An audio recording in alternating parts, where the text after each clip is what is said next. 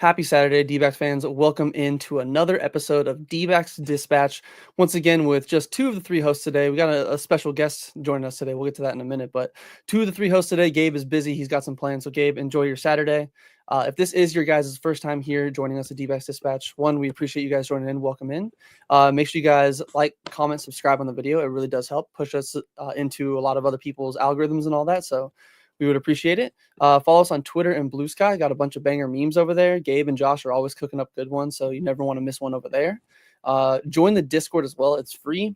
Link is in the description. Bunch of D-backs in there, or a bunch of D-backs fans in there. Always talking ball. Great place to be. Always, especially if you're trying to learn more about baseball. If you're just getting in the D-backs, or if you just like to again talk baseball. I know Jeff and our boy Riley are in there, just always going off. So great place to be, as well as go check out every bit of content over on azsnakepit.com.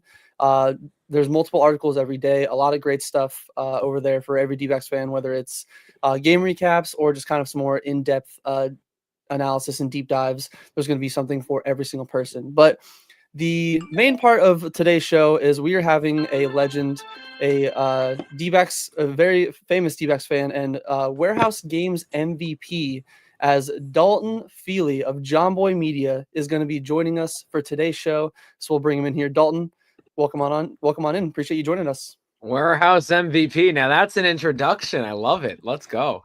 Heck yeah. So I watched pretty much every single like blitz ball, slap ball, floor ball. Great content you guys put out over there. So appreciate you coming on here. It's kind of a little fanboy in action over here, but again, we appreciate you joining us.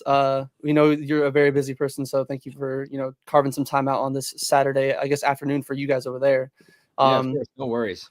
But we'll kind of dig into it. I know we'll kind of go like chronological order with a little bit of like D-backs news and all that. So I know one of the recent news, you put out some of your initial thoughts over on Twitter, which if you guys aren't following Dalton on Twitter, go follow him. It's a great time. But you did put out your initial reactions to the extension that the team captain, maybe not official team captain, but we're calling him that. Right. Geraldo Perdomo got. So we wanted to, bring you on here and then open up the show, at least getting your initial reactions. Maybe that somebody might have missed or whatnot. So what are your thoughts on the extension for Perdomo? Well, I mean, first off, I think as Diamondback fans, I think we have a different reaction to the news than maybe, say, common ball fans that just kind of look at the numbers on Baseball Reference, Fangraphs, Savant, however you may look at it. Perdomo brings so much extra value that can't be quantified numerically with stats. We know that's Torrey's guy. We know when the pitchers are struggling on the mound, he's the guy that comes to them. It's like, hey, calm down. We're good. He's that great vibes, big energy guy. He's a defensive wizard, as we've seen time and time again. I mean, he brings so much extra value to this team, and he's the heart and soul of that locker room. So bringing Perdomo on for a 4-year extension, buying out some of his arbitration years, great move by the Snakes and Perdomo. Yes, it's definitely one of those where I was a little bit surprised by it. I mean, especially because even we talked about it on last night's show a little bit. Gabe was saying that usually the D-backs kind of give these extensions to guys like Nick Ahmed, even Cattell Marco. I know he's a little bit higher, obviously, than both Ahmed and Perdomo. But getting him kind of locked up, I believe he's still only 25. So getting his, like you said, arbitration years kind of out of the way. You don't have to worry about, because that's a process that Mike Hazen in the past has been very, very clear, where he just does not like doing it. He does not want to devalue these players in front of a neutral judge or anything. It's an easy way to burn bridges. So it's nice to see that they kind of avoid all that, because like you said, he is the heart and soul of this team. He is, like we saw, like you mentioned last year with, anytime J Mart was struggling, or just really any pitcher, even sometimes Gallon, he would be the one that kind of calls that team meeting, goes up there, like, love on the chest, is like, hey, you got this, big dog, like, lock in, like you're our guy out here, like you got this. So I think it's just something, even like you said yourself, if you're maybe not as in tune with the D-backs, or just not a D-backs fan, you're not gonna, you might stat watch, or you might like a box score watch and look at some of his stats and not be as impressed. But when you kind of see, like you said, defensive wizard, there's just so many things he does at the plate, in the field, And then even in the clubhouse that I feel like is very undervalued to a lot of people that might not be D-backs fans. And I think it's great to see that they kind of give him the payday that I guess maybe not necessarily like fully deserves. I think he'll still end up eventually hitting free agency, maybe even gets a bigger bump. But I definitely think it's nice that they kind of rewarded him early for his commitment and his progression. Because even Brandon said in our show last night, he was not the best when he got called up in 2021, or was it 2022 when Nick Ahmed was hurt? I can't fully remember, but he definitely struggled a little bit. 22. 22. Thank you. He's definitely come into his own in the last few years a little bit. Obviously, he was an all-star, so it's just nice to see that they rewarded him with a pretty decent contract, so then he doesn't have to worry about getting the league minimum, because I think he was getting paid only a few million before is what they agreed on in arbitration, if I'm not mistaken. Yeah, I don't know the actual value to it, but it wasn't what he's making now with this deal. So it buys out some of those years, and he does get more money in the now. It's always great to get these players their money early. So definitely a good move, I think, in general. But going on into, because I guess that was one of the last big moves of the D-backs offseason. I know some people would debate that the offseason is not technically over until opening day starts. But in my eyes, once spring training starts, I'd say at least 95% of the offseason is in the past. So with that, kind of seeing how the D-backs have handled everything with their moves addressing DH, starting pitcher, and all that. My question is to you that now that the offseason is officially over and baseball has begun, how would you grade the Diamondbacks offseason moves, and what did you like or not like from them in regards to roster construction? I think it's like an A- to a B+. I think the offseason was a very well done operation by Mike Hazen and company this offseason.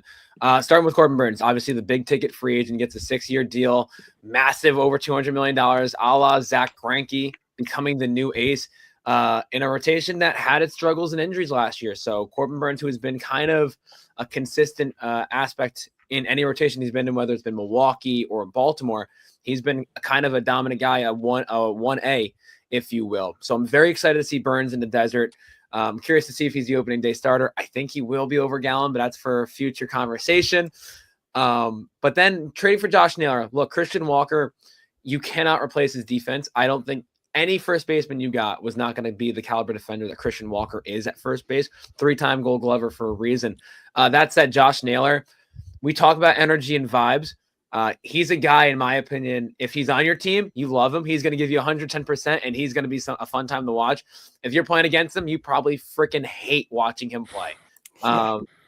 So I'm excited for him. Hopefully he gets some doubles and homers in Chase Field. I think it's a park where he can excel in. He took advantage of Progressive Field last year when they had that wind tunnel in right field for his left-handed swing. So I'm curious to see how the power numbers are, but even if he's not hitting home runs, doubles will come, and he'll be a big part of the Diamondbacks lineup. Yeah, pull shots. I want to see. It's right in that sweet spot. Like, I think he'll hit, like, he could hit a decent amount of those pull shots. I think he's going to be one of our first lefties to hit the truck. I don't think we've had a lefty hit the truck yet. Oh, yeah. That's far too, like, that's a deep shot. That is, yeah, that's probably close to 450, maybe a little bit more. I watched Naylor when he was with the Padres, and I'm like, hey, he was fine. Yeah, Cleveland doing what they do, like they just turn nothings into something. So they're so good at that, man. Yeah, Cleveland is so good at that. They especially with pitchers, they're like a pitching factory. But now Naylor, who when he was there for a couple of years, was electric, especially during a couple of their postseason runs. Yes, I know. Slade is now going to be a Cy Young candidate. Just watch. Slade will get like 15 wins, but I'm like, I'm fine with it because he was not gonna pitch on this team. So I don't know if he'd be a Cy Young candidate. I definitely think they're gonna turn him into a really solid bullpen piece because he has the pieces, he has the stuff and the makeup. It's just on, I think the biggest key, and it was kind of talked about when the trade went down. It was just the location. It was the, keeping the ball out of the middle of the plate because his fastball is really good. He's really good in those short bursts, but obviously it was a very talked about thing where his first inning, first go through the lineup is good, but then the second batters start to face him for the second, maybe even third time, it kind of starts to turn into some BP. So who knows? Like you said, maybe the Guardians do unlock something in him and keep him in the rotation and turn him into a really consistent guy. They do have. It seems like Shane Bieber came out of nowhere. I don't think he was a really highly rated prospect. At least I could be mistaken and remembering it incorrectly, but they turned him into a really solid pitcher.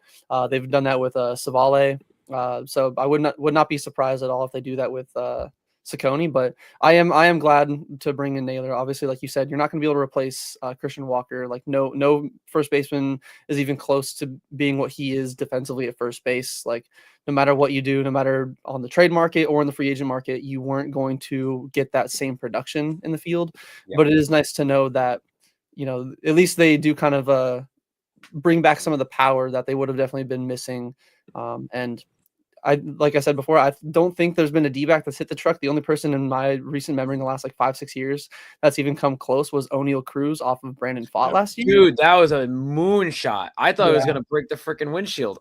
Yeah, so I was because I was in person for that game, and I was like, oh, wow. One, the sound off the bat is insane. Like, there's not many players in baseball that I feel like can make that kind of sound. But two, I've only, even in the home run derby years ago in 2010 or maybe 2011, when Robinson Cano was just hitting absolute bombs, I don't even think he got up there. And I know the home run derby is different. It's less velocity, but still, it's definitely going to be a fun year. I do think that Naylor is going to be a great addition to the lineup. And I think that he's going to be just good for the clubhouse. I don't know if he's talked much about a clubhouse guy, but I think he's going to come in. He's going to be a leader. He's going to be a guy that, especially a lot of these young guys might look to, might, be something where they're like, hey, what did you see in Cleveland? Like, what did they kind of teach some of their guys? Maybe he can just bring some knowledge to the clubhouse that maybe was just missing before. So I'm really excited to see what they did. I'm curious your thoughts on, obviously I know it was very talked about. Were you surprised that they didn't really move on from Jordan Montgomery? I know there's the 7-8 guys minimum that are vying for the 5 rotation spots. Was it surprising to you that now that we're into spring training and started officially some baseball games back, that there wasn't a move made in that department? Yeah, very, very, very surprised. And maybe not for the reason I think people would assume. His performance was absolutely horrid last year. It was one of the worst seasons in Diamondback history for a starting pitcher, in my opinion. But when an owner comes out, when Ken Kendrick says, this one's on me, guys. This was an awful signing. This is my fault. We shouldn't have brought him in. That's usually a red flag that you're moving on from a guy, because who wants to play for someone that says, oh, we shouldn't have signed you. You were bad. It was a bad decision. So I'm quite frankly shocked they did move on after those comments by Ken Kendrick. But then Mike Hazen trying to, sweeten up a little bit, saying, we have 7 guys, 8 guys. We don't know what's going to happen in spring training. Injuries can occur. We've seen it in the past too. Last year with the Diamondbacks rotation getting banged up, whether it was in spring training or throughout the season. So having a lot of starters that could pitch in the major league level is definitely a positive for the Snakes. I'm just shocked they didn't move on for how bad he was and for the comments made about how bad he was last year. Couple of things about that. I wouldn't be surprised if some GMs, they're like, I'll give you nothing, because I know how much you want to get rid of him. And he's a good starting pitcher. He just had a really bad year last year. If they decide to keep him and he is one of the 5 in the rotation and he pitches, 25 starts, if he can keep his ERA under 4.5, to me, I'm okay with that, because we are not asking him to be our 1, our 2, our 3. I'm like, keep the ERA under 4.5. Do not be at, I think he was just over 6 last year. It was all about his sinker and his changeup. He had no control of it at all last year. And it was just his changeup is just on a tee, hit it, please.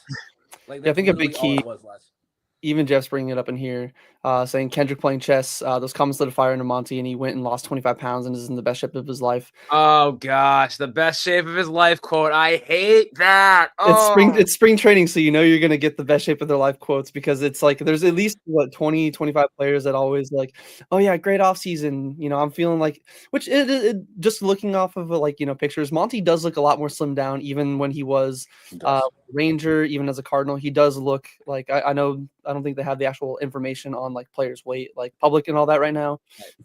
But he does look in general, just like off of kind of the face and all that, he does look a little bit slimmer. So if it leads to him being in a little bit better shape, we all know how hot it gets in Chase Field. We know Merrill Kelly has struggled with that at home and on the road.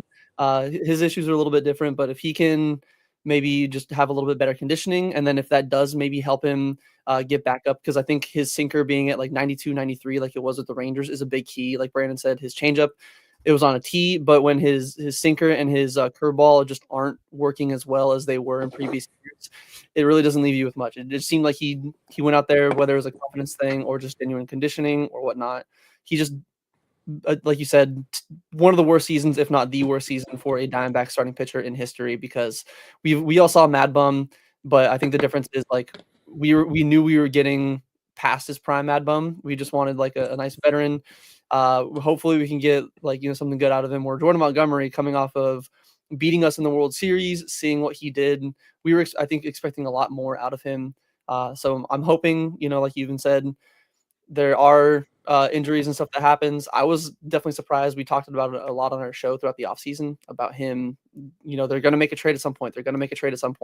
But even our other host, Gabe, one of the things he brings up all the time, which is a good point, is that it's nice to have a little bit more balance in your rotation of righty versus lefty. So keeping him in there, if he does fully prove that he, earns that fifth rotation spot, I think it does add a little bit of an extra factor in that regard.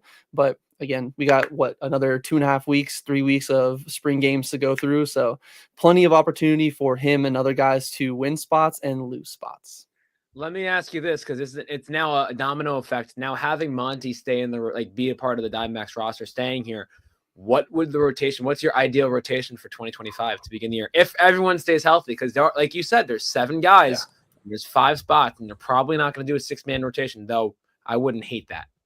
Yeah, Gabe loves the 6-man rotation idea. So you and him are on the same page. For me, Gallen's one. Like I know Burns is probably better, but this is Gallen's team.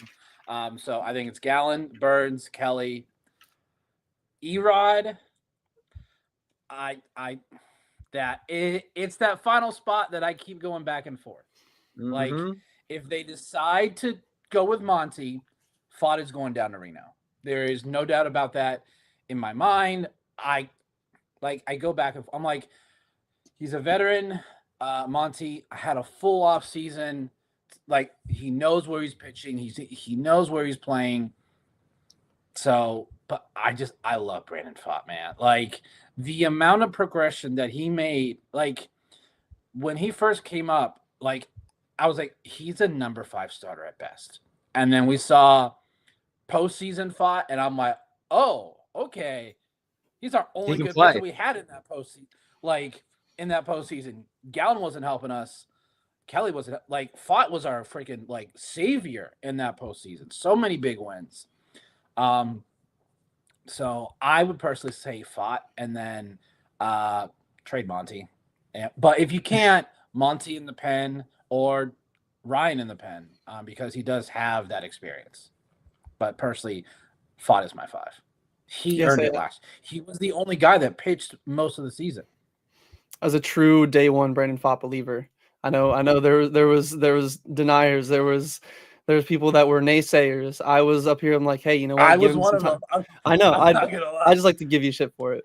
But yeah, say Brandon Fott. I would hate to kind of send him down to Reno, but it's one of those where if everyone stays healthy and everyone kind of does, like if there's no clear outlier who loses a spot, I think it is unfortunate because even Jeff brings up, he's saying that Fott is now a 3-WAR AAA pitcher, and that's just it's almost like it's a good thing. It does suck, but it is a good thing to have that depth to where there's always going to be even injuries during the season. Hopefully, knock on any bit of wood that I can. Hopefully, we avoid anything like that for the starting rotation. But I think for me, ideally, it would be I get what Brandon's saying with Gallen being number 1, but I just think with the pedigree, just everything like that, I'm going Burns 1, Gallen 2. Either combination of those I think is fine. Erod or I can't even just speak. Merrill's going to be 3 probably. Erod 4, obviously you're paying him, like you're paying the money for him to be your 3 or 4. And then if Monty can prove in these short spring outings that he is showing signs of coming back down to earth and he's going to be what he was in 2023 and what we expected. I think Monty's taken that 5th rotation spot, and then maybe even you move Erod to 3, Merrill to 4 to kind of have a nice balance where you don't have back-to-back lefties. But if Monty doesn't do well, then I mean, I love Fott too, but Ryan Nelson had a really stellar second half last year, even better than Brandon Fott as well. To where if Ryan Nelson can continue and do the exact same thing that he did at the end of the season, I think he has a pretty good case where the bullpen there's a lot of guys in the bullpen, especially with Dre Jamison back and healthy, to where if Jamison wasn't healthy, I think you could easily. I love Dre Day. If Jamison wasn't healthy, I think you could definitely slot in Nelson in the bullpen in that spot. But the fact that there's so many guys in the bullpen that even Monty being an option in there, if they can't find a way to trade him and he doesn't crack the rotation, like I think either way, Fott or Nelson, maybe even both, are going to be down in Reno, which is unfortunate. But like I said before, I think that's just kind of like.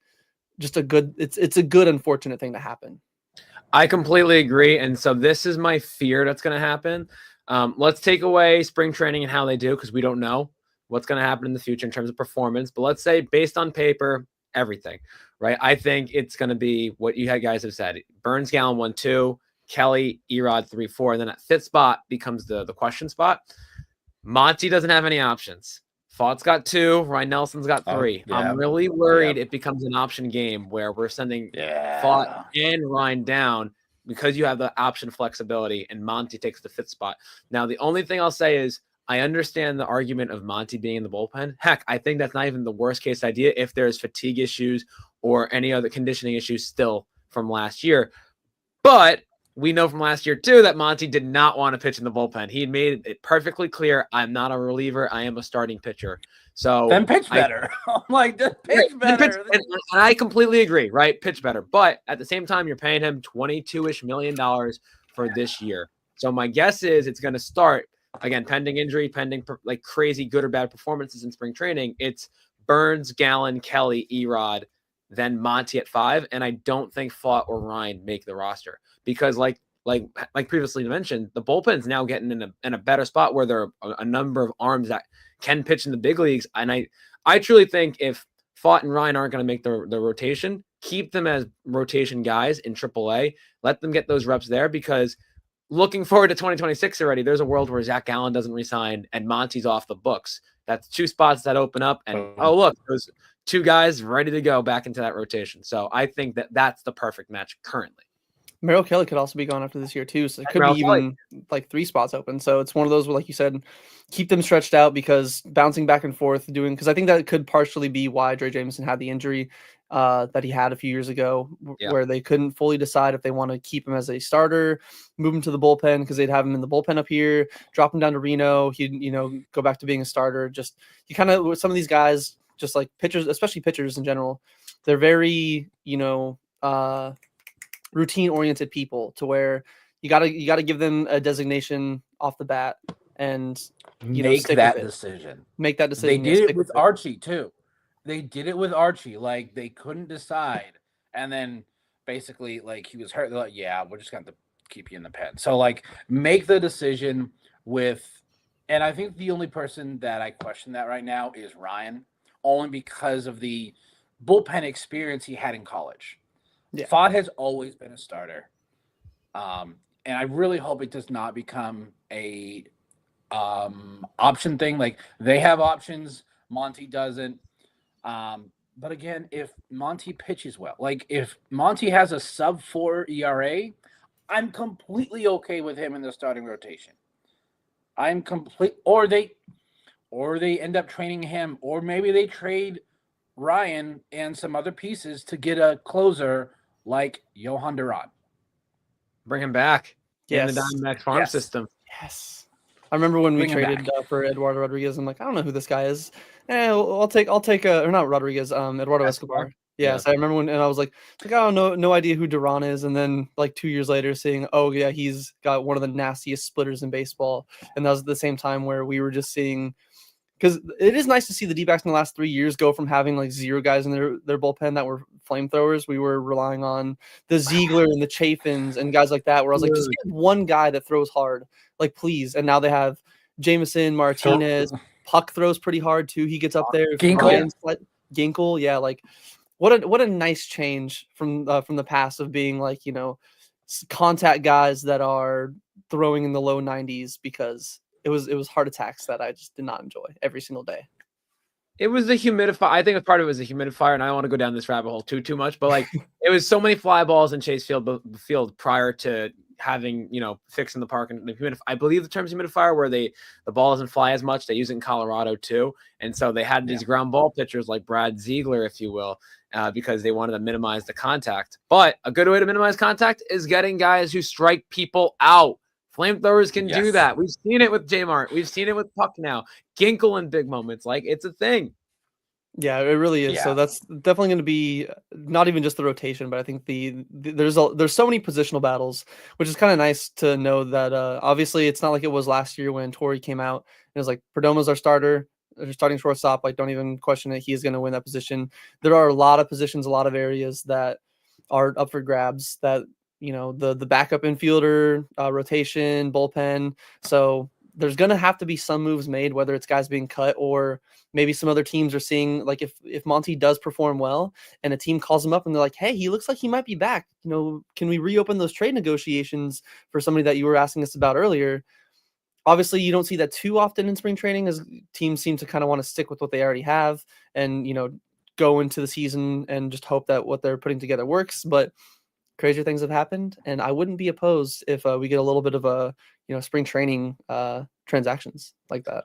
The one note I do want to say real quick before we move on is that working at the Jomboy Media office, a lot of Yankee fans, right? Makes sense. They say the same thing about Marcus Stroman. So, I mean, there might be some guys on rosters that could be on the bubble that you want to move, but there's not a buyer that wants to buy a Monty, a Stroman. So I think at this time, I think Monty's a snake until proven otherwise. Like, I would be shocked at this point if they move on from him. That's a good point, honestly. They're probably just going to stand pat, and then, like you said, probably going to be an options game, but as long as Monty's pitching well, I think the options game doesn't hurt as much. It does suck for the players, but sub 4.5. Keep it under 4.5. Yep. I'm okay with that. Like, I'm not asking you to be our number 2 and have that like under 3.5. Like, I don't need you to be Gallen, because we have Gallen and we have Burns. That's their job. So I just need you to not be a major liability. Like, I don't want it to be, Monty's starting today, there's a loss. Like, now it may happen, but I want the chance to be like, keep us in the game. We saw what that offense did last year, and I still think it's a top 10 offense. I still think it's top 10. So I think we're going to be able to score runs. That's not going to be a problem. It's Monty, you can't give up 5 or 6 in the first 5. Yeah, like, if we can get a nice balance of last year's slug with 2023's chaos ball, I think that's the nice perfect medium for the D-backs offense, because last year we saw there was just, there was a lot of home runs, but there just wasn't as much, stolen bases. It seemed like there wasn't as much, like, it would literally, we even mentioned multiple times on the show, they were living and dying by the home run ball. And so many games where, we missed the playoffs by one game, that could have been the deciding factor if maybe they got a little bit more, action on the bases. But before we get into our other topic that we had about, obviously, previewing the season and all that, there was a comment in here that I wanted to bring up, because we did mention, obviously, Perdomo being guaranteed that spot last year, and now with his extension, he's got that locked down for a while. Jeff in the comments is asking and saying that he needs to know Dalton's take on the Lawler situation. So I'm not sure if you saw Mike Hazen's comments earlier in the week after the extension, where he was saying, like, Jordan Lawler will be on this team when Jordan Lawler is ready to be on this team. I'm curious your thoughts on the Lawler situation. Again, it kind of goes back to my thoughts on Brandon Pfaadt and Ryan Nelson. If they don't make the rotation, what they should do. I think Jordan Lawler, if he doesn't make a start, if he's not starting in the lineup, which he will not be, I think he should go back to AAA Reno just to get consistent reps, man. I think that's the most important thing. We've kind of been let down with Jordan Lawler in terms of his ability to stay healthy or play. He's got a couple options remaining. He's still only 22. He turns 23 during the year. So he's still young. He was a fast riser until the last couple of years. But that said, like, I would rather a guy like Ildemaro Vargas or Garrett Hampson take a utility role over Jordan Lawler. Let him just get his reps at short, at third, in AAA Reno, and just get back to being what he once was, like a top 5 prospect in baseball. Yeah, have the same sentiment as you. It's just let him cook, let him because it's not like he's gonna have an expiring contract. There's gonna be an option open for him next year if they don't bring back Gino, which I don't think they will, especially if Gino does good. There's gonna be probably some other teams that are willing to pay a little bit more. And the D-backs could have a rookie on a rookie deal slide into third, use that money in other aspects. So there's definitely, kind of like you said with Nelson and Fott, there you don't have to look at just 2025. You can look at 2025 and beyond and seeing what the roster can do down the road. But going on into obviously I just don't want to see Lawler 2 games a week. Like that is not good for his development. So like Dalton said, if he's not the starter, so if he's not 4 to 5 games a week, send him down to Reno. Let him get those 4 to 5 games a week.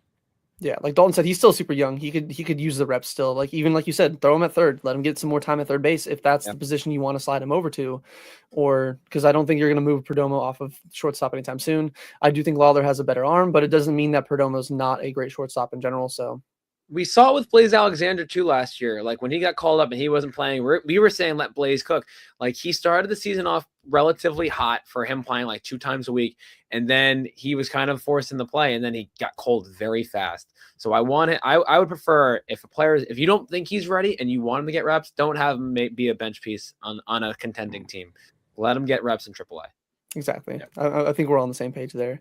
Yep. So moving on into, obviously, like I said, baseball's back. We're starting the season. Especially, I believe there's some games going on right now, especially the ones in Florida. So we're fully back. We've never been more back. But moving on to some of the season preview and predictions. I know I believe Brandon responded to you on Twitter when you had one of your threads kind of asking for people like questions and all that. But my question to you is, what do you predict the D-backs record to be come the end of game 162? And then maybe what are some hot takes and predictions that you might have for the Diamondbacks in the 2025 season? Ooh, okay. I'll start with the record. I think the Diamondbacks are a 93 win team. I hope for more. That would be fun. I do think they're going to win 93 games. The big thing is, you lose Walker, you lose Peterson. Those are big blows to the lineup, but you won 89 games with having the number 1 offense in baseball and one of the worst pitching staffs in baseball, ranked 27th in ERA in rotation. And I believe they're in the bottom third of the league in bullpen. So if you get any improvement from both of those spots, I expect an increase in production in the win category for the Diamondbacks. So 93 wins or better, that would be fantastic. As for the hot takes, let's go sizzling first. Corbin Carroll had a really bad first half. You know it, I know it. Everyone's mother knows it. It was really bad to start the year. And he heated up in the second half. So my first prediction is that Corbin Carroll records his first 30-30 season. He gets the power, hits 30 home runs. He's got some support in Cattell and Josh Naylor in that lineup. I think the power might finally burst through a full 162, which would be nice. And he just steals bags. Like there's not even a question. It's guaranteed money pending injury that he's going to get 30 stolen bases. He is chaos baseball in the desert. So it's just, can he do it with the power? And I think, you know what? He can sneak in 30, 31 home runs this year. Big part of the lineup. Let's see, going through the lineup here. Josh Naylor, a 40 double guy in Phoenix. Oh, I like that. 40 doubles. I think he's going to take a hit in the home run category because Progressive Field was really good for left-handed hitters last year. So I think the power numbers, he might not be a 30 to 35 home run guy. I think he might be more like a 20 to 25 home run guy. That's fine if you're getting doubles, though. Get extra base hits. I'm cool with that. Arguably my hottest take, and there's an asterisk with it. Jake McCarthy will be top 5 in baseball in stolen bases. The asterisk is for 2 things. One, if he's the consistent starter in the outfield, because as of now, he's projected to be a full-time starting outfielder pending spring training. The other thing is he got timid running the bases last year. I don't know if you guys noticed that. Like he just kind of like stopped running. He got picked off, I think, a lot at first base, and that might have like halted him from running a little bit more. But let the chaos, like you guys said, let the chaos go. Let him run. Let him run. He's electric. Bullpen, my only prediction is I think J Mart's the closer, not Puck. I think with Puck, he should be the jackknife of the bullpen. And by that, I mean, he's the guy that pitches in high leverage situations. That's not in the 9th inning. If we're playing the Dodgers and Ohtani and Freeman are coming up in the 7th inning or in the 8th inning, have Puck start there. Go ahead, let him be the jackknife and do that role, and have J-Mart be the consistent 9th inning guy when they have the lead. Puck is so valuable, especially facing lefties or top of the order. I wouldn't just handcuff him to the 9th inning getting saves. I think that should be more for J-Mart. So interesting when you said asterisk on Jake. I thought you were going to go and say top 5, but it won't be with the Diamondbacks. Like, Interesting. I thought that's where you might go, because I think, I don't want to see him go. There we go. We're back. Yeah, I don't want to see Jake go, but if it means we get a Ryan Helsley at the trade deadline, I'm willing to do it. Okay. It depends on where they are, of course, in the standings, but assuming they're in a good spot, knock on wood, right? Would you rather deal McCarthy or Thomas? I know that's also a big talking point in the Diamondback community. Mine is Jake because that Gold Glove upside and the power by Thomas, I personally like more. Again, I don't want them to. I love both of them. I love watching them play. But if it means we improve the team, make the playoffs, we see what happens. Like, all you have to do is get into the tournament, because anything can happen in a series. 2023 against the Dodgers is a prime example. Josh or Jeff in the comments is basically, I'm on the same page as Brandon. Like, I love Jake. Jake's like, he came by my work actually a few months ago and got a little tour, and I got to like meet him in person. So like, I love Jake. I'm be very happy if we kept him, but I think even Jeff saying still high on Jake, not low on Thomas. I think we know what we're getting out of McCarthy. I think we know his floor and his ceiling. I think that Alex's potential ceiling is a little higher than Jake's, but we do know that we've seen it last year, especially with the offense. His floor can be a little bit to a decent amount lower than what Jake's is. I know Jake struggled a little bit in late August going into September, but we did see what he was doing when he was kind of scorching hot in July against even that Philly series. Like, when he's locked in, he could be a really solid player. Definitely not the same defender as Alec, but I think just a little bit more reps in center field he could improve, because he does some pretty tough reads on some balls out there. But it is one of those where I think my God. It hurt to watch, and For it's definitely personally, that's why we didn't make it, and it wasn't the fact that we lost to the Padres C squad. I'll still take it as the 8-0 blown lead against the Brewers. There's so many we can go. There's like 20 games you could pick. Paul Sewald, July, three blown saves in a row. The Braves. There's so many examples from last year. So many examples. Like, and can I just say, let me rant for 1 second, okay? I get yelled at. Like, I react as a fan, like a lot of us do, when we lose a game, like a heartbreaking game. People say, oh, it's only April. Oh, it's only May. You know what? We missed the playoffs by 1 freaking game last year. I don't give a crap. Gabe said that too. You know why I'm reacting like that in April, May? Because I care, and I want them to make the postseason, because that's fun, and that's fun baseball. I love it. I love it. Yes, me and Gabe literally shit, because last year he was saying the same thing in like March, April, and May, where he's like, it's early, the season's not over, like it's fine, there's plenty of baseball, but hey, it's every single game matters. That's why we have spring training, and that's why we have the regular season. Every single game in the 162 game season matters. We saw it years ago at, I believe, the 2011 playoffs when the Cardinals, the Cardinals, Braves, and the Phillies, I believe it was, were fighting for that. I think that was when the Cardinals had their devil magic season, when they came back from like 11 games out of the wild card in the beginning of September. Like, every single little game matters. And like you said to yourself, like, we're reacting like that. Like, maybe sometimes get a little bit more emotional with it, but hey, that just means we care. That means we want to see our team win, especially in like a save situation like that. Like, we're not going to react, oh, they blew a 4 or 5 run lead in like the second or third inning. That still sucks. But when you're that close to winning, blown saves just hurt a little bit more, especially when they're against the Dodgers, they're against the Padres, and the Braves, especially now that it's with the less divisional games. You got to make sure you take care of the other teams in the National League. Like, all those games matter. The games against the Reds are still going to be important this year. The games against the Braves, the Phillies, the Mets, every single player, because the NL East has 3 good teams. So you got to make sure whoever doesn't win the division out of there, you want to have the better head-to-head record, because all those matter when it comes to the wild card and like who gets what position in the wild card and where. 100%. They make the World Series in 23. They win what 5 more games in 24 and miss the playoffs, the NL is very competitive. And you shoulda, coulda, woulda, would have been awesome if the Diamondbacks in the American League. I think you could argue they are the best team in the American League. Like, that's how good they are, but that's also how good the National League is too. So every game matters, man. Regardless if you're playing an NL West opponent, NL opponent, AL opponent, you just got to win when the game's going. Exactly. I believe on the Rose rotation the other day, Rose and Plouffe were actually talking about that a little bit on comparing like who has a better roster, who's a better team, like the D-backs with the Yankees. And a lot of people are like, why are we talking about teams in different leagues? Like, well, it's a fair comparison, or it's a fair thing to bring up when, like you said yourself, the NL is super stacked. Whereas the AL, yeah, you have some really good teams, but I feel like the space in between the really good teams and the really bad teams, it's a lot wider. Whereas the NL, you have a lot of teams that are hovering around that, like, hey, they're not terrible. Like, even the Rockies this year, I don't think are going to be terrible. Like, they might not be an 80-win team, but they're not going to be last year's White Sox. They're not going to be like even the A's. They're going to be a little better in the AL, I believe. They're finally spending money now that they're Oakland. I feel so bad for A's fans. It's terrible. But it is a fair comparison to bring up. But just every single game matters. Like, it's just because the season's not over in April. A loss in April can decide your season being over when it comes to September. Yep. I won't do that this year. I won't say, oh, this loss to the Rockies in the middle of April doesn't mean anything. Like, guys, I said that last year, and we missed it by a game.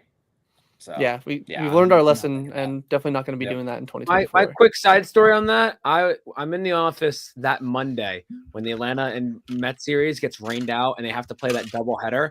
And it was torture. I was dying a slow death. Everyone in the office was like basically coming up to me before the game started saying, sorry for your loss, as if my season was over. And it was, because you knew what was going to happen. Whoever won the first game was not going to give 2 shits about the second game.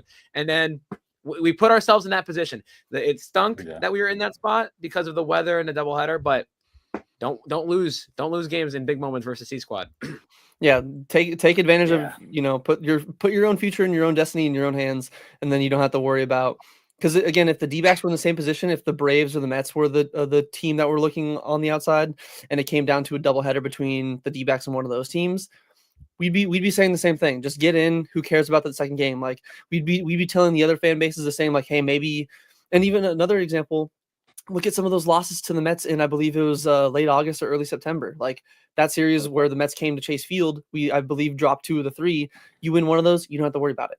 The early April or early May game against the Braves where they had like a 6-2 lead, where Brandon Pfaadt just had that blow up inning in like the 5th or the 6th inning. Like, you win that game, you don't have to worry about the other teams doing what they did. Which, yes, it sucks. I'm still going to complain about it just because that's what I do. But it sometimes, you, like Dalton said, you got to look at it as hey, you got to take care of your own business. Yes, it sucks, some of those situations, the way like the dominoes fall, but if you take care of your own business, then you don't have to worry about being out on technicalities or being out on those like tiny little margins come the end of the season. But I did have a few questions myself for you, because like I said, I'm a big Warehouse Games fan myself. I've been watching, especially for years, like when Blitzball started. I remember all those videos you going up there singing your own walk-up songs and all that. I thought that was a great time. Added just a lot of fun and humor to the things that I appreciated. But my question for you is, what Warehouse Games event do you enjoy the most out of them all? And then for maybe people that aren't as in tune with the Warehouse Games, maybe like a quick explanation on like what it is. I'll start with the explanation, just so if people don't know, which it's totally okay. It's a YouTube series, JM Warehouse, and it's some of the Jomboy Media employees. We play basically high school gym games in a competitive fashion, where Jomboy likes to say it's a mix of competitive games with backyard family vibes. Like, you're playing to win, but also it's also fun vibes, energy, and content. I guess the game that I like the most, it's not even a franchise tournament. Slapball is sick.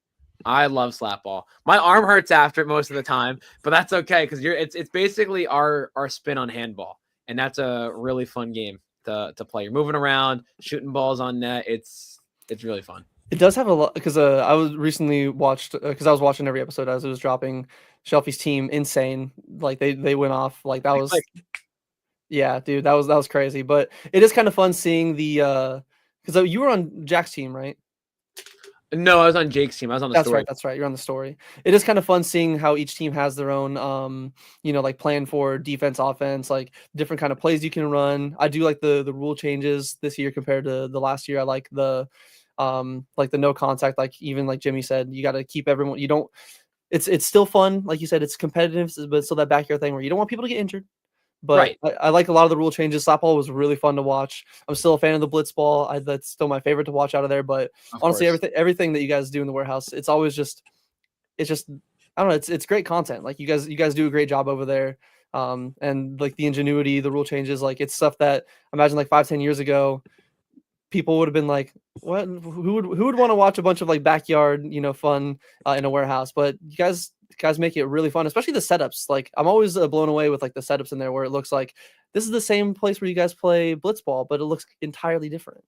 That's the shout out to the crew. Like they do an amazing job, whether it's like the construction team and production team in terms of setting it up, whether it's the camera, all the camera people, all of the editors, all the producers. Like they do a fantastic job getting it to be what this product is for fun sports, great backyard vibes where people can enjoy and watch on YouTube.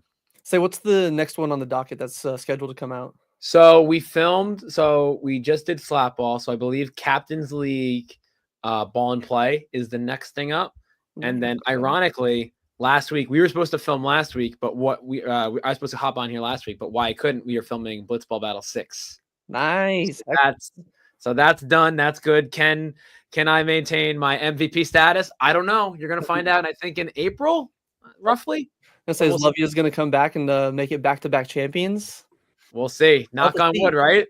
Heck yeah, I'm definitely gonna have to keep that on my calendar, and I'm gonna tune in for that. And I think if you guys in the comments are listening and all that, and you guys don't know obviously what we're talking about, go over to the Warehouse Games YouTube channel. It's a blast, especially like it doesn't have to be live, but you can go watch it. I believe you guys have it all on a playlist. It's just a great time. Like one of my favorite things, when I'm making breakfast in the morning, doing laundry throughout the house, whatever. It's just great to listen and watch in the background. Highly recommend for anybody. And yeah, I'm definitely have to look out for those episodes that drop in April because that's one of my favorite times, especially whenever I like the shit talk that Trevor and Nikki Cass get into. It's always a blast. Oh my gosh. Yeah, it's something else, let me tell you. But my last question that I had for you here, I know we're stretching the time a little bit. Obviously, you're a little under the weather. No worries. My last question for you, kind of circle back, keep it Dbacks related. There's a lot you could choose from. There's some that might stand out more than the others. Obviously, the 2001 World Series walk-off, I was a little bit too young to actually fully watch it, so that's why for me it wouldn't go in my favorite memory of all time. It is a good memory, but my question is, what is your favorite Diamondbacks memory of all time? Could be something that, like, for me, I'll probably go with the Alec Thomas homer because I was with my mom at that game in the NLCS, got to see it in person. So for me, that goes up there. But I'm curious what you would slot in as your number one memory for the Snakes. It's a great question. I'll give you two that are more recent, like recent memories. My first, I think I would say, is when they clinched the NLCS in Philadelphia. I was on a live stream for the Jam Baseball channel. So like people were watching me. They were riding with me and the Snakes. And for them to clinch it in Philadelphia was amazing. I went nuts on the stream, as any Diamondbacks fan would have in that moment. So that was fun. And then ironically, because I'm from New York. I live in New York. I don't get this. I'm not in Chase Field quite often. The Adrian Del Castillo walk-off home run versus Philadelphia last year too was sick. I had great seats. I was right there. It was a great game. And for his first home run to be a walk-off home run, that the atmosphere was absolutely bonkers. So I would say those two are like my most recent memories that I really like. If I'm throwing it back, I kind of want to say the 2011 team as a whole. That was just a fun, like my first like really fun season. Like 07 was good, but I was still young. Like I was 8 when it was happening. So I remember it, but just not as much. The 2011 season was like my first, let's go Snakes, let's go. Yeah, this is fun though. Yeah, so that was the first, I think one of the first times where I definitely, I'll admit I was, young as well. I think I'm only like a year maybe older because I was born in 97. So I was definitely like not that old. I cried. I was not happy. I did not like the Brewers. I still don't like the Brewers. I was very upset, especially with the fact that they went down 2-0 in the series. They had that like the Goldie Grand Slam, I believe, in Game 3 off of, what was it, Marquez? No. was not that? Marquee. Was it oh shoot. Yeah, I'm trying to. It was definitely a grand slam because it was his when he got called up. I can't Yeah, and remember. it was the dude threw the glove like 30 feet in the air, which is still one of the funniest reactions from a pitcher, just tossing the glove up as high as he can. I don't know why I'm blanking on his name, but yeah, so that's a good pick, honestly. That entire 2011 team, I believe, was that wasn't, I think 07 was at Anytime Anywhere. But yeah, the 11 team, Tapman, like there was just so many good players on that squad. Like you can't go wrong, honestly. Like unfortunately there's not, it's not like the Dodgers and the Astros where it can become a blur where you're like, oh, we made the playoffs 7 years in a row. I don't know what favorite. Markham. Markham. Yeah. Okay. I knew it started with an M. I couldn't remember what it was. Thank you, internet. That made it so easy. I was like, I knew it wasn't Jason Marquis because I think he was a Cub maybe in that point. So I was like, who was this? Okay. Yeah, so it's not like other teams where we have, the years kind of blur together because of how successful they were. We get a few sprinkles of fun here and there. So hopefully maybe this year we can make the playoffs. Maybe in the next year we'll actually break that streak and we'll, maybe who knows, maybe in 5 years from now we'll be able to be like, wow, those years were a blur. All the playoffs, the wins in the playoffs, all the fun memories, because once you get a taste of playoff baseball, man, like it's the best. Because I wasn't able to go to the 2017 wildcard game. I think my first playoff game was the 07 one against the Cubs. Like that was a blast. But being able just to experience like that 2023, just like the game against the Dodgers, those games against the Phillies, like it was very, I'm very vocal. I use my voice. I'm the yeller. I know there's people in my seats around me that aren't the biggest fans of me, because me and my mom were in the 200s, and people usually sometimes are like, it's the quiet section, why are we yelling? And I'm like, hey, I'm sorry, it's a sporting event. I'm not yelling profanities. I'm not yelling in anyone's faces. I'm just being loud for my team. And especially when we got a stadium half filled with the other opposing fans, like the Dodgers and Phillies, when they're trying to chant, for their team, I got to do my best to be as loud as I can and counteract it. There's no such thing as a quiet section of a stadium. That's malarkey. That's what I'm saying. But even like my brother, I'm like, if you want it quiet watching a sporting event, stay home. Go home. Yes. Thank you. What a concept. Like, I love my brother. I know he was mostly just giving me shit, but one of the games we went to, I think it was in that same season, late in like September, the Cubs came to town. He's a Cubs fan. I think it was because I think he was either Jay Bell or a different Dbacks player that was traded to the Cubs after the 0-1 season. So that's why he became a Cubs fan. So we were at a game. It was when they were fighting for the wild card spot, and I was down there cheering loudly for the D-backs, like as loud as I can. Let's go D-backs. I would always yell, Corbin Carroll, Rookie of the Year, things like that. And he'd always give me looks where he's like, dude, you're so annoying. I'm like, I don't care. Like, if you don't like it, you don't have to be at the game. Go watch at home. Go watch with mom and dad. Like, I'm sorry. I'm not gonna be looked at like as a bad guy just because I'm cheering for my team in my home stadium, like in a playoff race. Like Dalton said, if you don't like it, don't be there. Stay home. Exactly. Brandon, do you have any questions or anything for Dalton before he gets on out of here? I want to go back to this. Like, it's kind of a question, but also kind of serious from Jeff. When is Jomboy Media adding a Talking Snake show with Jesse? And yourself? Oh my gosh, I love Jesse.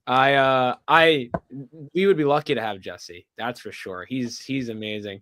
That'd be awesome. Talking Snakes. Jake pops in a little bit because it's his snakes too, he says. So that'd be funny. My thing is, I work for a media company that's primarily in baseball that covers all of baseball. I'm lucky enough to spread our Snakes love nationally. Right. Like when we talk about baseball, like national coverage, it's the Yankees, the Dodgers, the Astros, like all of those quote unquote big market teams, whatever. Diamondbacks deserve a lot of love. They've been good over the last couple of years. They're hot. They're just only going to get better. It's exciting. Let's spread some Snakes love. Why not? Yeah, I agree. Yeah. So especially so excited for this season. Me too. Dude, I'm pumped. I believe the D-backs game should be starting here in the next 12 o'clock today, 12:05. I thought everyone was at 1. I'll double check here really quick, but yeah, I'm just glad that baseball's back. Especially, I'm maybe not a hot take. I think the D-backs have the best spring training uniforms and hats. I think the black and teal combo with the teal hat is probably one of the best looks. But again, I'm very biased. I like teal in general. The Mariners are up there too because I just love the Mariners teal. But that's a conversation that I think a lot of people might have some different takes on.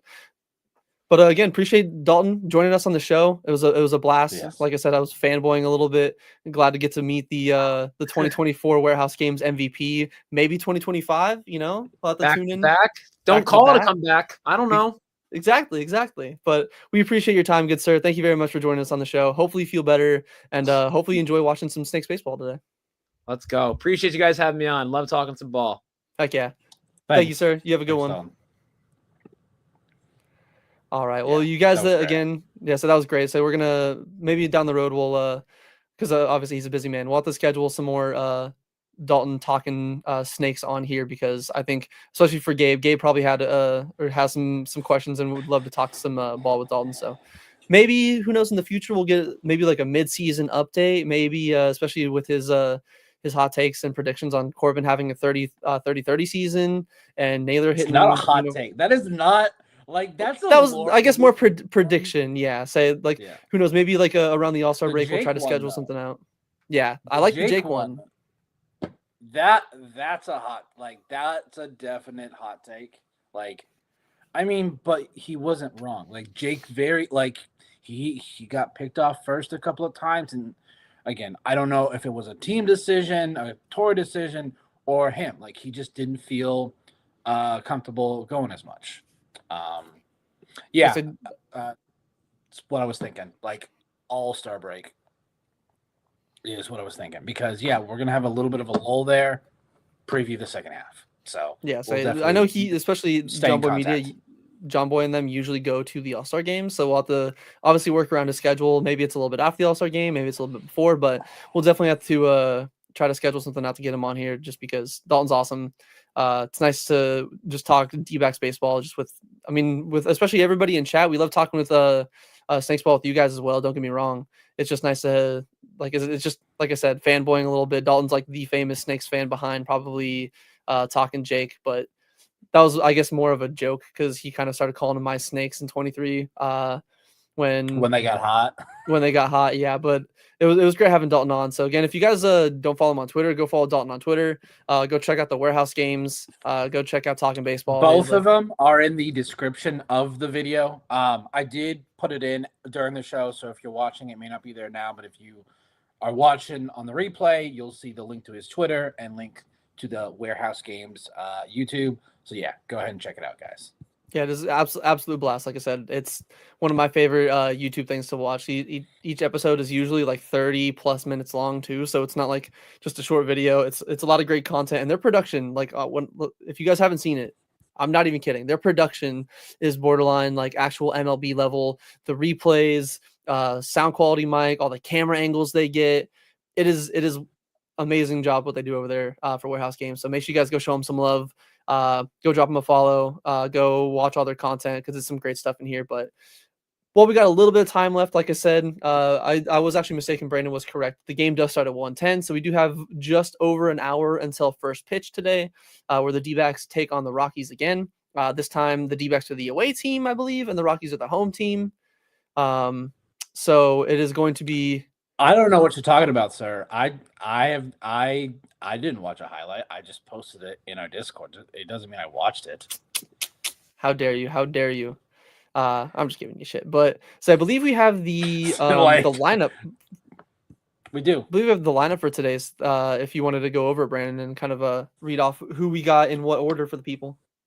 Yeah, to me, it's a very.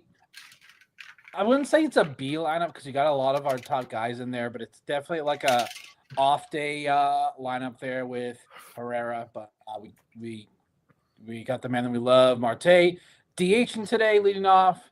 Then we got our other MVP candidate, Corbin Carroll.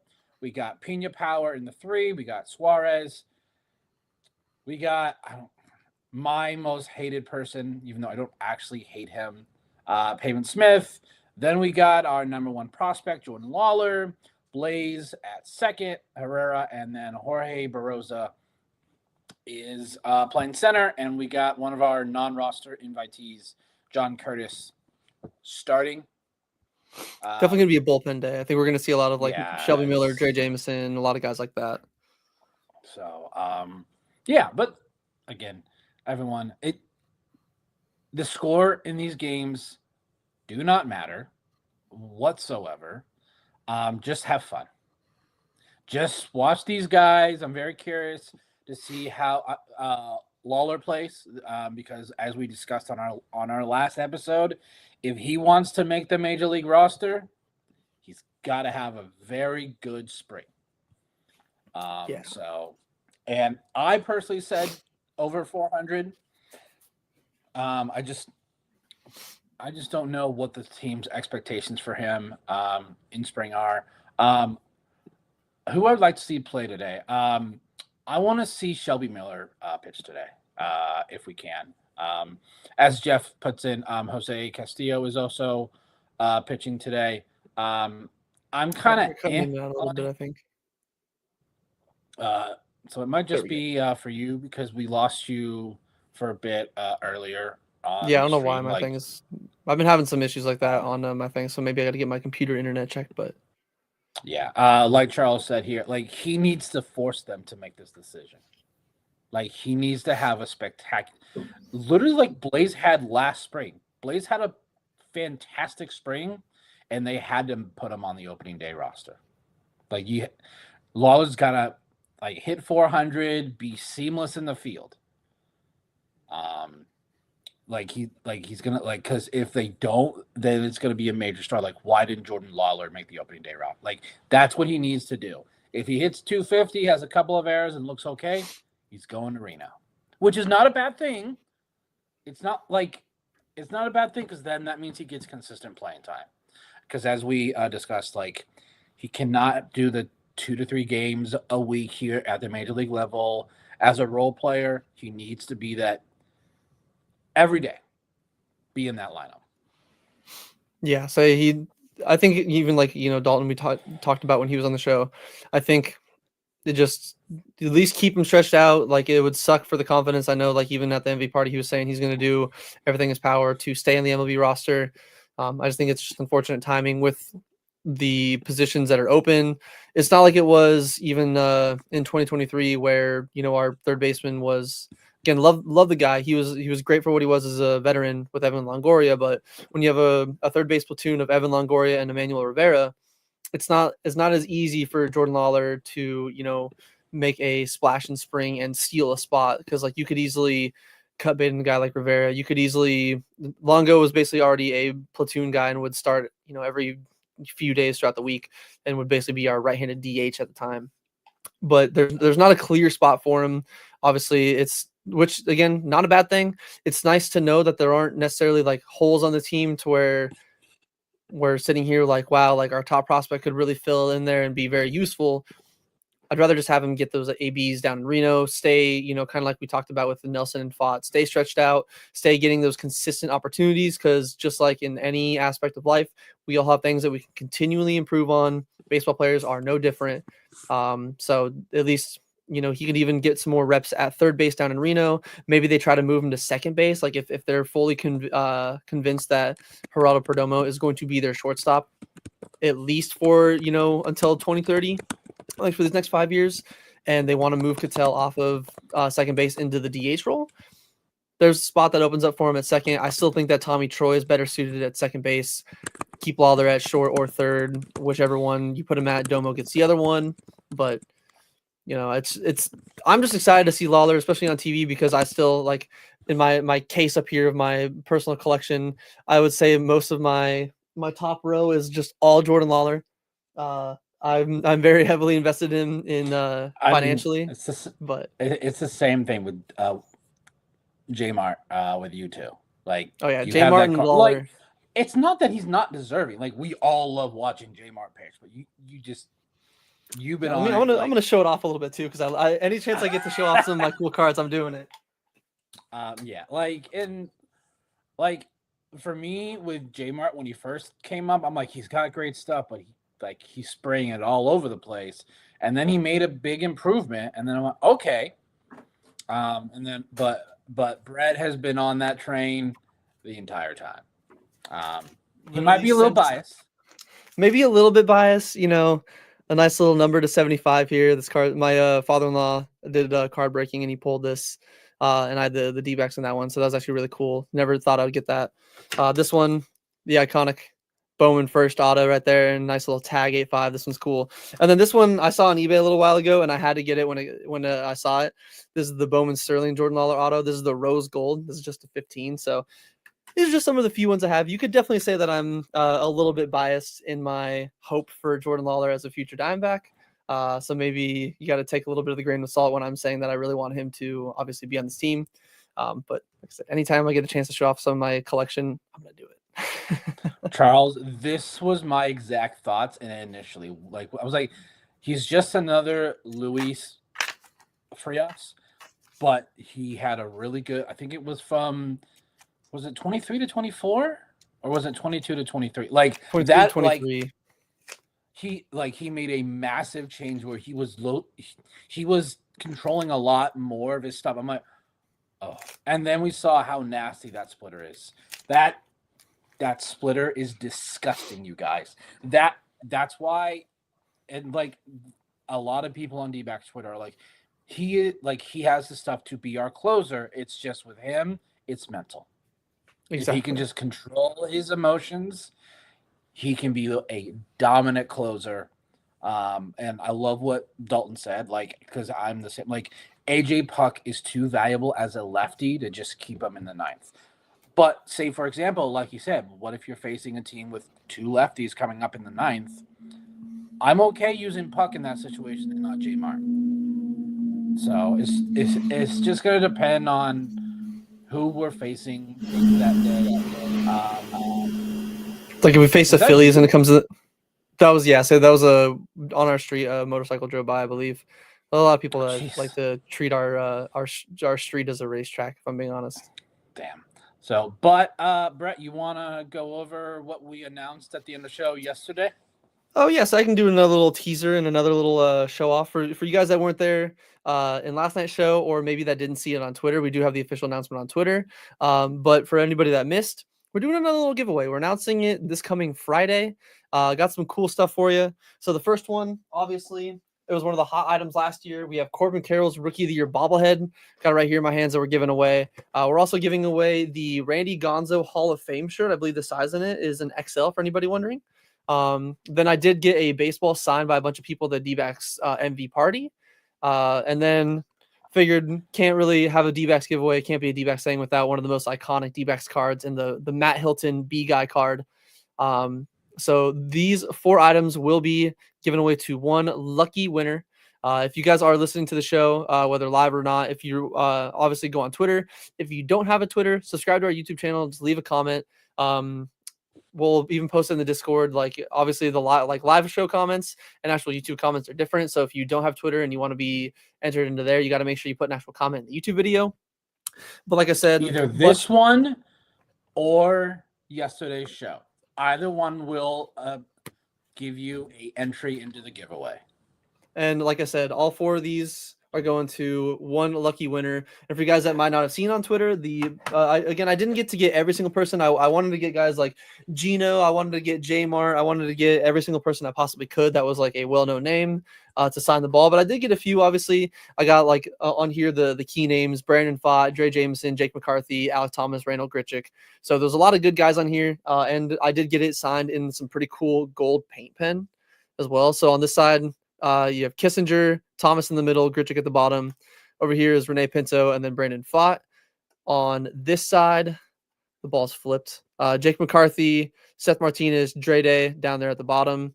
So a lot of cool names on here. So for one lucky winner, make sure you guys go like, retweet, subscribe, follow us on Twitter, just all the things. All the I believe we'll have the tweet potentially in the description as well.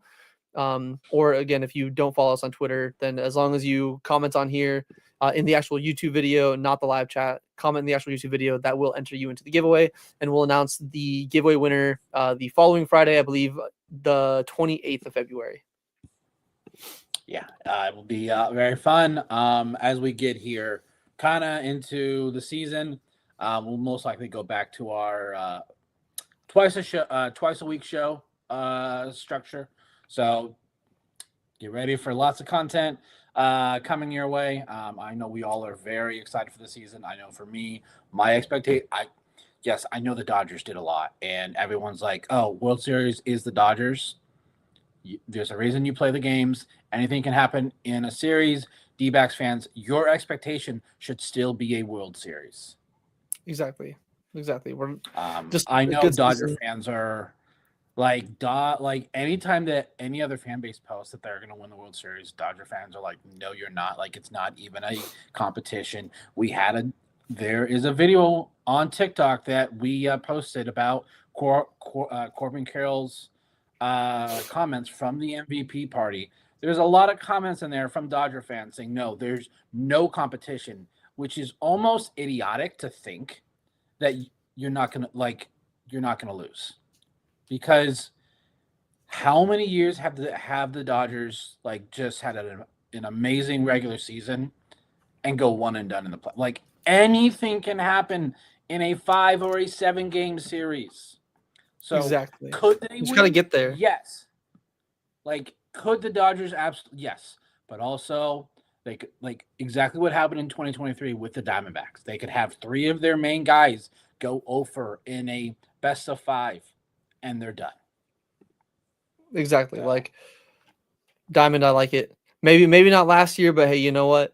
We're gonna ride the energy. We're gonna keep that same energy. It's gonna be just like it was in the 2023 playoffs. I believe even Kevin Ginkle had some comments that were on Twitter and all that, where he's saying like you give us a 7 game series, our guys versus their guys. He's confident the D-backs are gonna take that one home, and I think that's the same energy. Yes, I know that they've beaten us a lot in the past, decade plus. It's been a tough time, especially some of the seasons where they've just beaten down on us when we weren't as good. But you got to keep the confidence, keep the faith, as Terror, the band, might say. Sorry, I had to throw that in there. Be keepers of the faith. Always make sure, especially even against the Rockies, these guys just know that this is a really good roster. Yes, there's some pieces that were subtracted. There's a lot of great pieces that were added. It's just going to be a good team overall in general, and I'm excited. Especially we have just about 59 minutes now until first pitch, so I'm just excited to see some of these guys back in action. Corbin Carroll spring training debut today. I think Lourdes is getting his first hacks in as well. D-backs Dodgers fight will happen in LA this year. I feel like there's a fight in LA no matter what game. It's always, even if it's not a D-backs fan, there's always Dodger fans trying to scrap. So that's why I personally will never go to Dodger Stadium. And if I do, I'm not going to be wearing twice. I'm not wearing any other team's uniforms because I'm not taking a single chance of hearing shit from somebody. Oh, players fight. Another little 20. Was it 2012 when they fought, I believe? Or was it It's 2011? happened multiple times. Well, I mean the famous one when like Greinke was on the Dodgers when like they had that actual like brawl on the field years ago. I believe that was 2012. I mean, personally, I still like. Don't get me wrong, brawls are fun. Just it seems like it's an easy way to see guys get injured or suspended. And like we talked about, even when Dalton was on the show, every single game matters. I don't want to see any key players suspended for any meaningful time, whether it's a pitcher, bullpen guy, whatever. But I mean, who knows? Maybe if they do square up with each other, maybe we'll at least get another fun video out of it, because that is definitely one of those videos that, I mean, as long as we win afterwards, because I feel like ever since that fight, that's the reason why they pissed in our pool. That's why they jumped in our pool. That's why them and their fans have always basically, especially because they beat us all the time, they don't like us. But hey, who knows? Maybe we'll have to get a little bit of a revenge and I don't show think them. the players and the organization hate us. It's just the fan base. Well, I think the players at the time in the Dodgers hated the D-backs because again, it was fresh. There was I believe the same like team. That's why when the Dodgers did clinch the division in 2012, that's why they jumped in the pool. Like they wanted to be like, hey, fuck you guys. John, welcome in. If you're just tuning in, once the video once the stream is done, make sure you go back and watch from the beginning, because we did have Dalton Feely on today. And he just a lot of great stuff from Dalton. So again, we do appreciate him joining us. So if you guys are just joining us, make sure you go rewatch the video from the beginning, or when we do put the audio side on Spotify or Apple or whatever it is, make sure you guys go check it out over there, because you don't want to miss anything that we talked about with Dalton. He knows ball. He is a true snake ball knower. So you guys go listen to his comments. But like I said, we're less than an hour from game time, so we'll get out of here before we get much closer, so anybody can kind of get their setups ready to actually enjoy watching some D-backs baseball on TV. But before we do, Brandon, any final thoughts from you on today's stream, whether it be stuff that we talked about with Dalton or just in general today's Rockies D-backs matchup? Just want to say thank you to Dalton for coming on. It was a real blast to talk some D-backs ball with you. We'll definitely make sure to get you on. Like I said, the link to the Warehouse Games YouTube is in the description. So if you guys want to go over there, subscribe, check it out, go ahead and support them over there. This game, I don't care what the score is. I get to watch live D-backs baseball. That's all I care about. I'm not scoreboard watching. I'm player watching. That's what spring training is all about. Yes. Especially, we will get, like I said, Jordan Lawler. There's a lot of other prospects. So this is a great time to kind of familiarize yourself with maybe some guys in the minor leagues that we don't get as much video, because especially we've made jokes plenty of times. Even guys that played like Drew Jones down in Visalia. Visalia looked like they were recording on a iPhone 8 in the shakiest hands possible at times, and the ball would be hit to right field, and the guy's looking to left field, and he's like, "Oh, where'd it go?" It's like, not the best quality, at least for today's game. We'll get to see some MLB production for some guys that we might not be as familiar with. Get to see some of these in positional battles in spring training kind of take place. And I think it's going to be a blast. So again, like Brandon said, thank you, Dalton Feely. Shout out the 2024 Warehouse Games MVP for hopping on, talking some Snakes ball with us. Make sure you guys jump in the Discord if you aren't already in the Discord. If you don't know how to make a Discord, download it. Download the app. It is super easy. It's an easy way to stay in touch with, especially all of us at the show here at Dbacks Dispatch, as well as a bunch of other D-backs fans like yourselves. Make sure you guys follow us on Twitter and Blue Sky. We got a bunch of banger memes all the time, especially when we're in season. A bunch of fun content, and just we like to keep it light, but we also like to be realistic at times. So make sure you guys go follow us over there. Also, again, say it every time, go check out azsnakepit.com. A lot of great content, great articles, game recaps, game previews, deep dives, analysis, all that kind of thing. So whatever you're looking for as a D-backs fan, azsnakepit.com will have it. One of the great writers over there on Snake Pit is actually usually in the chat with us today, Jeff, and he's also in the Discord. So if you have any questions for him or anything that like you want to pick his brain on, I know he loves talking baseball, especially pitching as well. So again, another reason to go over to the Snake Pit and join the Discord. But I've been Brett. It's been I've been Brett. This has been my man Brandon. Gabe, we appreciate we hope that you've had your good Saturday. We'll be back as the full crew sometime this next week to talk some more D-backs baseball. See you then. It's the Dbacks Dispatch. Yeah, Brandon, Red Gabe, Josh on the floor. West Coast vibes, catch us on the air. Home running cars, diamond gems we share. Brandon was a dad, sees a man with a plan. Red breaks it down, tells it like it is, man. Gabs on fire, brings the heat every time. Josh on the mix, keep the beat so prime. I got the insights every week's a hit. Tune in, Dbacks Dispatch, this is it. Now we roll.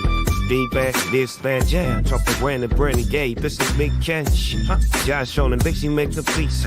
West Coast vibe, got the G fucking the band. The home Mac, the home Mac, the home Mac, home Mac. Dbacks Dispatch, we're here to stay. Yeah, catch us every week, we bring the play by tour together. Home Mac, the home Mac, the home Mac, home Mac. Dbacks Dispatch, we're here to stay. Catch us every week, we bring the play by tour.